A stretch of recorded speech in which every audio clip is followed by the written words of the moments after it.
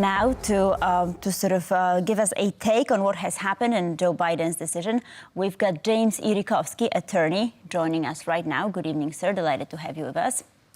Good evening. So what does it mean for the Democrats? Will Kamala Harris replace Joe Biden? We're going to find that out. She's definitely going to be the front runner now. From all indications within the communications within the Democratic Party, is they will have an open mini primary, but she's definitely, after being endorsed by President Biden, she's going to be the favorite.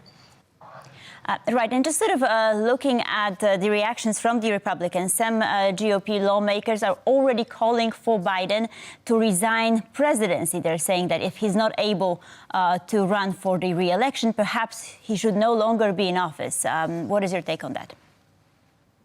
I think that can be expected. If it were the other way around, the Democrats would be asking for it also. It would seem that he's still able to function as president. That's just my personal opinion. There probably will be hearings in Congress, but based on his presentation, of course, the debate was a disaster. But based on his ability to engage in the press conferences and interviews since the debate, it would seem that he's able to function day to day. He slips up and he makes mistakes, but he's 81, so. Of course, and sort of this is a last-minute decision. How do you feel it will impact the Democrats' campaign altogether? If it is Kamala Harris that is the Democratic nominee, all indications are that she was running even worse. She had running even worse against Trump than President Biden would. I think we're yet to see a bump on that. There will be an increase in her support once she's a nominee. So it's going to be close. It's going to be really close. It's as the last few elections. It's probably going to come down to a few tens of thousands of voters in about 6 or 8 states. All right. And are there any other names floated that we should keep an eye on? Perhaps if not Kamala Harris, then who?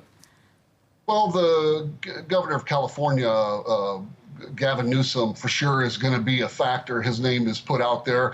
There are a huge group of Democratic governors, other than Gavin Newsom, that would probably do a pretty good job or be fairly popular. The governor in my state of Illinois here, Pritzker, is mentioned, but yeah, there will be. I think it's inevitable that there's going to be some kind of competition. Kamala Harris has some serious advantages over the other candidates that are going to be trying to compete with her. There will be some competition. Certainly an interesting and last-minute development. James Yrkoski, thank you, sir, for your take on this. My pleasure. W.